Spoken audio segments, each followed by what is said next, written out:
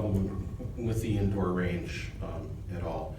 The outdoor range, however, I do have a problem with, and I'm not a hunter, but I had carried a weapon for 40-some years in my occupation, and I own weapons, and they don't bother me, and I had to spend many hours shooting at an outdoor range, year after year after year. We tell people when you live in the city, you can't do certain home occupations. If you want to do those things, you should move out to the township. We tell people they shouldn't be making certain kinds of noise. If you want to do that, you should move out to the township. I think it's inconsistent if we say, but it's okay to have an outdoor range within the city limits with the attendant pop, pop, pop of the ammunition. I cannot envision an area within the city limits where an outdoor range would be appropriate. And we have to think about, as Mark alluded to, the impact on the surrounding uses. If we put an outdoor range within a industrial park, it may impact our ability to market those adjacent properties. It doesn't matter if you tell people that the outdoor range has been engineered and not a single round will leave it. It is a disturbing thing for many people, that prospect, as well as the noise, which you can't do anything to baffle completely. And that would not be, Mark, you can correct me if I'm wrong, would not be grounds to deny a conditional use permit, because it's marketability, not land use, not pollution, not noise. It is just simply marketability. Straight marketability, no. Economic value and impact, yes, you could.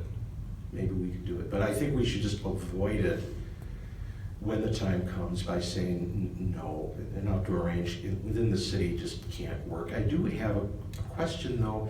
Is it appropriate for any range for the city to have conditions about how it operates? Why do we care about range procedures, safety measures, training, certification of range supervision?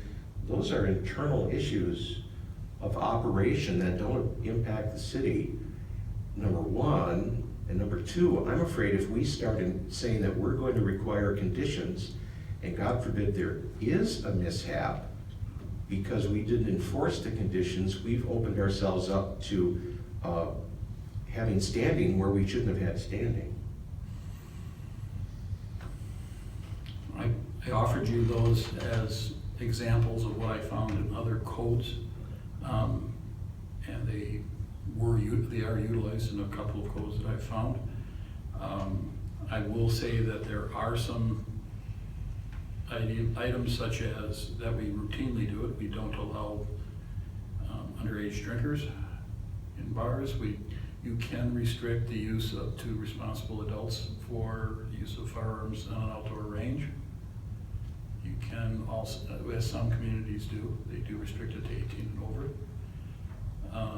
You can require such things as certification and training of the staff that are supervising a range. Not much different than what we require for an operator's license in a liquor establishment. Yeah, but we're requiring things that are under state law already, aren't we? That's in some cases, yes. In other cases, no. And there are no restrictions like this that I could find for the use for the weapons. There might be some others that you may not want to, but the hours of operation are typically something that gets managed under a conditional use because of the impact on surrounding areas. The procedures that are observed, if weapons are loaded in an improper location and it's not supervised and they're not within the baffled area of an outdoor range, it makes a difference. For example, and it doesn't necessarily put liability on us. It puts the liability on where it is on the people that are supposed to be following specific operations. I guess we can cross that bridge at the time, but overall though, I don't think the outdoor range would work in the city. I will express your concerns.